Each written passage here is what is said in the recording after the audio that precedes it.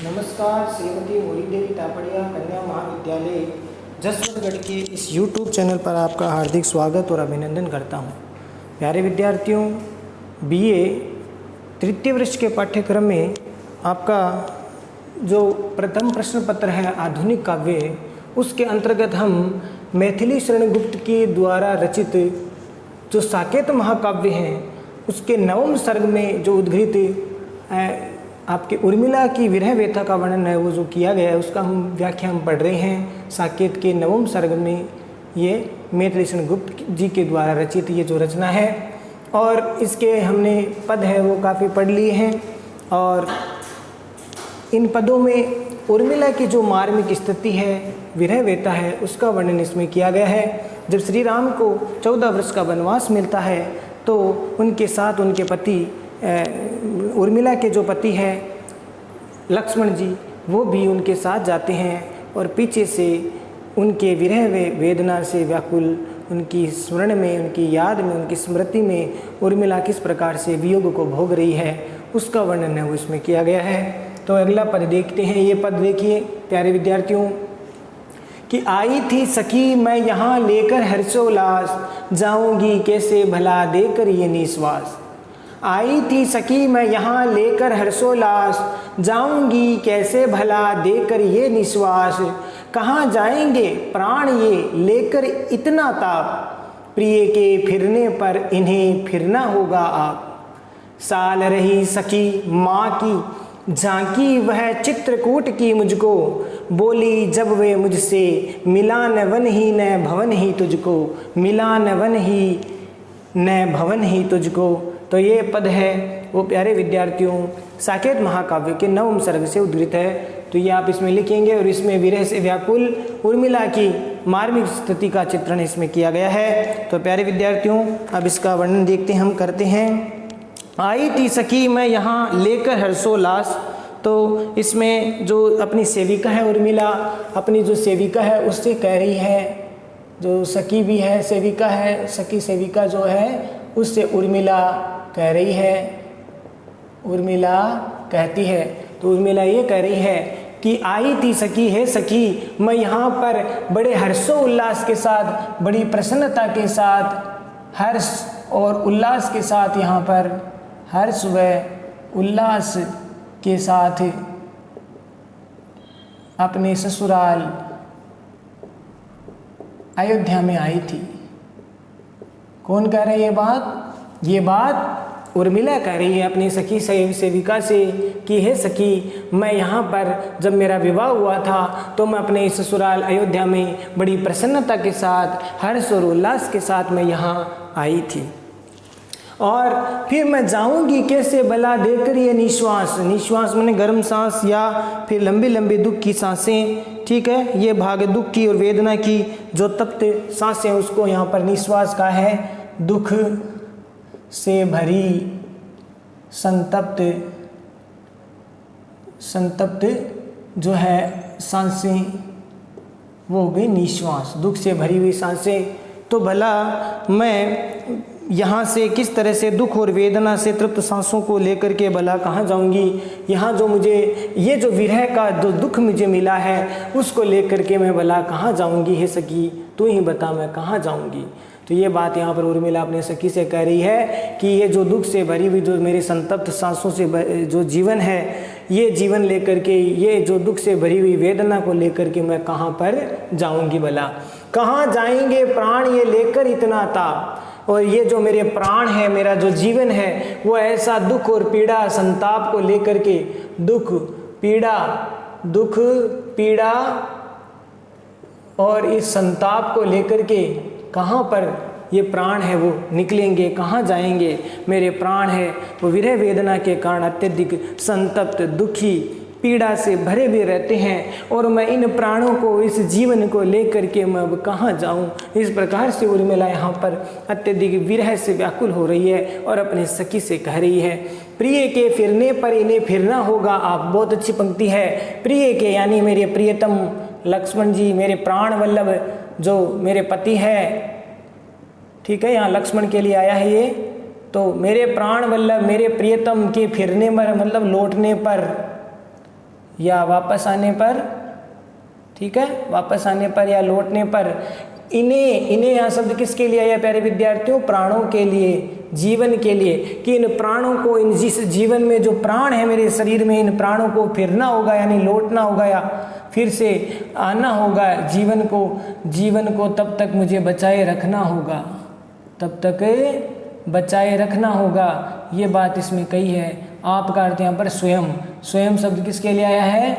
प्राणों के लिए, कि इन प्राणों को स्वयं तब तक, अब इनको भी फिरना होगा, अर्थात इन प्राणों को तब तक जीवित रहना होगा जब तक मेरे प्रियतम है लौट करके नहीं आ जाते, तब तक मुझे जीवित रहना पड़ेगा, मेरे प्राणों को रहना पड़ेगा इस शरीर में। ये बात इसमें कहना चाहती है। कौन? उर्मिला। ठीक है, तो ये आप समझ में आ गया होगा। ये जो भाव है कि मेरे प्राण हैं वो इस प्रकार की जो वेदना है, ताप है, वो लेकर के कहाँ पर जाएंगे, और साथ ही साथ जैसे मेरे प्रियतम है, 14 वर्ष की जो अवधि है, जब उनका पूर्ण हो जाएगी 14 वर्ष की अवधि, तो इनके पूर्ण होने के बाद में ये जो प्राण है उनको तब तक क्या करने पड़ेगी? इन प्राणों को उनसे स्वयं ही मिलना होगा, मैंने इन प्राणों को मेरे प्रियतम से मिलना होगा। तो ये बात इसमें कही गई है। साल रही सकी माँ की, साल का अर्थ होता है पीड़ा, कष्ट, चुभन, पीड़ा, कष्ट, चुभन। रही सकी है, सकी माँ की, यानी जो चित्रकूट में उसकी माँ जो मिलती है। साल रही सकी माँ की और झांकी वह चित्रकूट की मुझको, अर्थात जब चित्रकूट के पर्वत में जब भरत है, आपको पता है प्यारे विद्यार्थियों, जब भरत है वो श्री राम जी को मनाने के लिए या अयोध्या वापस उनको लाने के लिए, आग्रह करने के लिए जाते हैं, तब उनके साथ, भरत के साथ उनकी माताएं और जनक सहित उनका सारा परिवार है वो भी वहाँ पर उनको मनाने के लिए, आग्रह करने के लिए जाते हैं चित्रकूट में, जहाँ पर श्री राम, सीता और लक्ष्मण है वो वनवास भोग रहे हैं, वनवास के दिन काट रहे हैं, तो वहाँ पर वो जाते हैं। तो उस समय की जो स्थिति बताई है उर्मिला ने अपनी सखी से, वो स्मृति, जो स्मरण है वो इसमें बताया है कि साल रही सखी माँ की झांकी वह चित्रकूट की मुझको, कि मुझे चित्रकूट में जो मेरी माँ थी, यहाँ पर वो माँ शब्द उर्मिला की माँ है, तो चित्रकूट में जो मेरी माता जी है उनकी वो झांकी, उनका जो दृश्य है वो मुझे आज भी कष्ट दे रहा है। किस प्रकार वो वीर जो मेरी माता है वो मुझे देख देख करके दुखी होती है, और ऐसे उनको जब मैं दुखी देखती हूँ तो उस दशा को जब मैं देखती हूँ तो मुझे भी बहुत पीड़ा या कष्ट होता है। ये उर्मिला कह रही है कि मेरी माता है मेरे कारण दुख को प्राप्त कर रही है और मेरी माँ मेरी चिंता करती रहती है। तो ये बात भाव इसमें अंदर स्पष्ट हुआ है। तो इस प्रकार से सखी मुझे माँ की चित्रकूट में दिखाई देने वाली झांकी, अर्थात जो निराशाग्रस्त उनकी जो मुख मुद्रा है, झांकी यानी उसमें निराशा से भरी हुई उनकी जो मुख मुद्रा है, उसको देख करके मुझे भी क्या होती है? दुख होता है, पीड़ा होती है। बोली जब वे मुझसे मिला न वन ही न भवन ही तुझको शब्द यहाँ पर उर्मिला के लिए आया है। ठीक है, और उर्मिला को कौन कह रही है ये बात? उनकी माता जी कह रही है। उनकी माता जी कह रही है उर्मिला से कि बोली जब वे मुझसे, वो इस प्रकार से व्यथित होकर के उर्मिला की माताजी, यहाँ उर्मिला सखी से कह रही है कि सखी जब चित्रकूट पर मेरी माताजी से भेंट हुई तो मेरी माताजी मुझसे बोली कि मिला न वन ही न भवन ही तुझको, कि न तो तुझे वो वन क्षेत्र मिला जैसे सीता ने अपने पति श्री राम की सेवा करने के लिए वनवास का जो मार्ग चुना वो भी तुझे प्राप्त नहीं हुआ, तुम पतिव्रत धर्म पति की सेवा नहीं कर सकी, और न ही तुझे राजभवन का सुख मिला, नए भवन ही तुझको, अर्थात भवन माने राजभवन, तो राजभवन भी नहीं मिला और न ही तुझको वन जो है वो भी मिला, अर्थात तू न तो अपने प्रिय की सेवा कर सकी, अपने पति की सेवा कर सकी।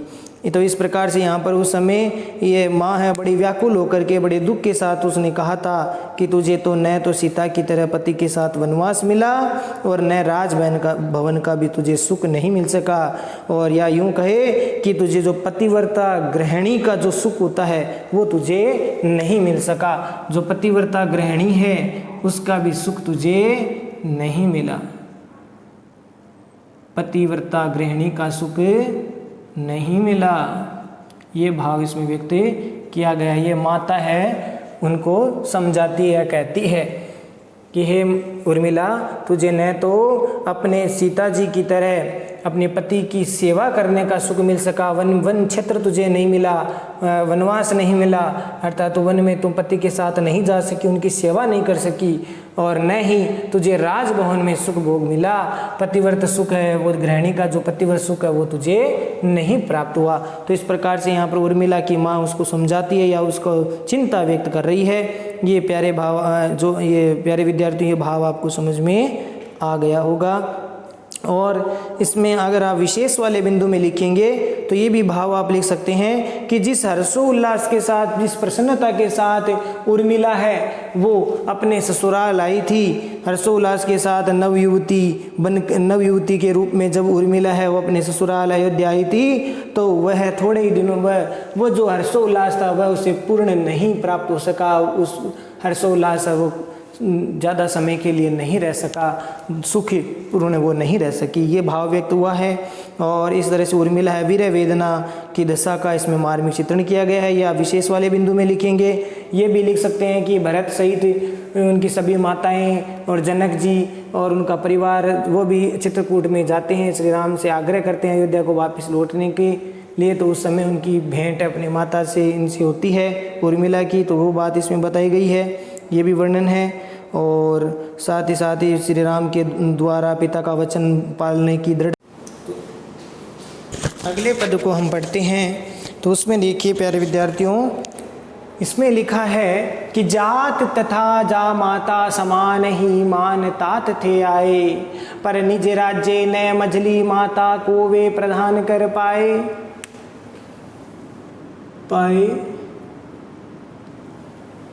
मिली मैं स्वामी से पर कह सकी क्या संभल के, बहे आंसू होके सखी सब उपालंब गल के, उन्हें हो आई जो निरख मुझको नीरव दया, उसी की पीड़ा का अनुभव मुझे हा रह गया। तो इस प्रकार से यहाँ भी अत्यधिक मार्मिक चित्रण इसमें किया गया है। चित्रकूट का जो दृश्य है, वो स्मरण है, वो उनको हो रहा है, उर्मिला को चित्रकूट का स्मरण है, और उस समय उनको याद आ रही है किस प्रकार से उर्मिला अपनी सखी को कह रही है, सेविका से कह रही है, उर्मिला अपनी सखी से कह रही है, सेविका से कह रही है कि जात मने पुत्र, जामाता मने दामाद के समान ही मान मान करके, तात मने पिताजी थे आए मने आए थे, पर निज राज्य ने मझली मने बीच की रानी, बीच की माता कौन थी ये के कई माता है, उसको भी राज्य नहीं दे सके, वे प्रधान कर पाए। ठीक है, तो इसमें भाव व्यक्त हुआ है। आप प्रसंग में तो आप लिख ही देंगे। प्रस्तुत पद्य मैथिली शरण गुप्त जी द्वारा रचित साकेत महाकाव्य के नवम सर्ग से उद्धृत है। इसमें उर्मिला की विरह संतप्तता तथा उसकी चित्रकूट के जो स्मरण है उसको वह अपनी सखी से वृत्तांत को सुनाती है, उस स्मरण को, उस यादों को बताती है। तो वह अपनी चित्रकूट के स्मरण को याद करती हुए उर्मिला अपनी सखी से कहती है, क्या कहती है कि जात तथा जा माता समान ही मान तात ते आए, कि मेरे पिता है वहाँ चित्रकूट में श्री राम को, लक्ष्मण को अपने पुत्र और दामाद के समान ही मान करके वहाँ पर आए थे। कहाँ? चित्रकूट में। तो उर्मिला कह रही है सखी कि मेरे पिताजी है श्री राम और लक्ष्मण को अपने पुत्र और दामाद के समान ही मान करके चित्रकूट आए थे, परंतु अपने निज राज्य में, अपने राज्य, स्वयं के राज्य को वो मझली रानी अर्थात केकई माता को वो प्रदान नहीं कर पाए, अर्थात दे नहीं पाए। केकई को वो जो अपना राज्य है वो प्रदान नहीं कर पाए। कहने का तात्पर्य यह है कि अतिशय भावुकता में, अत्यधिक भावावेश में वो ये सब नहीं कर पाए। मिली मैं स्वामी से पर कह सकी संभल के, यहाँ पर देखिए उर्मिला अपने पति लक्ष्मण से वहाँ पर मिलती है तो सखी से कह रही है, सखी मैं अपने स्वामी, अपने प्रियतम, अपने प्राण वल्लभ, अपने पति से मिली, प्राण वल्लभ अपने पति से मिली, पर कह सकी क्या संभल के, लेकिन मैं उनको अपने मन की व्यथा को ठीक प्रकार से उनके सामने व्यक्त नहीं कर पाए, प्रकट नहीं कर पाए। सखी मैं अपने प्रियतम से मिली ज़रूर थी, परंतु मैं अपने संभल करके मैंने पूरे होशो आवाज़ से या पूरी तरह से ठीक प्रकार से मैं अपनी वेदना को, अपनी व्यथा को उनके समक्ष वह नहीं कह सकी। बहे आंसू होके सखी है सखी, मेरे जो दुख के जो आंसू थे वो बह गए उपालंब गल के, और जो मैं उनके लिए उल्हाना दे रही थी, उनको ऐसे कटु वचन सुनाना चाहती थी, वो भी अब गल गए, पिघल गए। यानी उनको देखते ही मेरे मन में जो उनको उल्हाना देने का जो भाव था वो सब का सब उल्हाना पिघल करके आंसुओं में बह गया। ठीक है, आंसुओं में बह गया, आंसुओं में बह गया। समझ में आ गया होगा प्यारे विद्यार्थियों। जो उर्मिला अंदर ही अंदर मन ही मन उनको ऐसा लगा कि मैं जब अपने प्रियतम से मिलूंगी तब उनको खूब उल्हाना दूंगी। ठीक है, लेकिन जैसे ही अपने प्रियतम से वो मिली, उनको इस प्रकार से जो वनवासी जीवन जीते हुए उनको देखा तो अपने स्वामी से वो कुछ भी नहीं कह सकी, और जो उसके मन में जो उल्हाना देने का जो भाव था, उल्हाना की सोच रही थी, वो सब उल्हाना का भाव पिघल करके आंसुओं के रूप में बह गया। वो रोने लगी। कौन? उर्मिला रोने लगी, कुछ भी नहीं कह सकी। उन्हें हो आई जो निरख, उन्हें शब्द किसके लिए आया है यहाँ पर? लक्ष्मण जी के लिए आया है, अपने प्रियतम के लिए आया है। तो मेरे प्रियतम लक्ष्मण को हो आई जो निरख, निरख मैंने देख करके, मुझे देख करके मुझको नीरव दया, मैंने एकदम से शांत दया भाव वो आ गया। यानी मेरी दशा को देख करके मेरे प्रियतम लक्ष्मण को मुझ पर दया आ गई। समझ में आया प्यारे विद्यार्थियों कि जैसे ही उस उर्मिला को लक्ष्मण ने देखा तो यहाँ पर भाव व्यक्त हुआ है कि उन्हें हो आई जो निरख, मुझको नीरव दया, मुझको देख करके दया उनको आ गई, शांत दया भाव उनके भीतर आ गया। और उसी की पीड़ा का अनुभव मुझे हाय वो दुख मुझे हो रहा है। आज मुझे वो दया का जो भाव उनके मन में आया, वो उसी की पीड़ा का अनुभव मुझे आज रह करके आ रहा है। मेरी स्मृतियों में वही दुख है वो मुझे हो रहा है कि किस प्रकार से मेरे प्रियतम मेरी इस दशा को देख करके दुख उनको हुआ, इस प्रकार से उनको दुख हुआ। तो वो जो दुख और पीड़ा का जो अनुभव हुआ, दया का भाव जो मेरे प्रति आया, बस उसी पीड़ा का अनुभव मुझे हो रहा है। हाय मुझे उसी पीड़ा का अनुभव हो रहा है। सखी अब मैं क्या करूं, मुझे वही स्मृतियां आ रही है। ये बात इसमें बात की गई है, समझ में आ गया होगा प्यारे विद्यार्थियों। उसी समय जब वो प्रियतम ने मुझे देखा तो चुपचाप जो मेरे प्रति उनकी दया भावना जो आई, बस वही पीड़ा है, अनुभव मुझे अब तक व्यथित कर रहा है, मुझे सता रहा है। प्यारे विद्यार्थियों भाव समझ में आ गया होगा। उसी की पीड़ा का अनुभव मुझे हाय रह गया, बस उसी पीड़ा, उसी वो जो भाव है, हाय मेरे पास वो जो मधुर अनुभूति वाला जो क्षण था, अब वो केवल स्मृति के रूप में शेष रह गया है। जो उस समय की जो मधुर मिलन मेरा हुआ था, लेकिन वो जो मधुर मिलन में भी जो पीड़ा और कष्ट मुझे हो रहा था, ऐसे पति को इस रूप में मैंने देखा और वो पति द्वारा दया भावना मेरे प्रति दिखाना, ये जो भाव था वो मुझे और ज़्यादा दुखी कर रहा है। वही मुझे स्मृति में बार बार आ रहा है, स्मृति शेष याद रूप में रह गया है।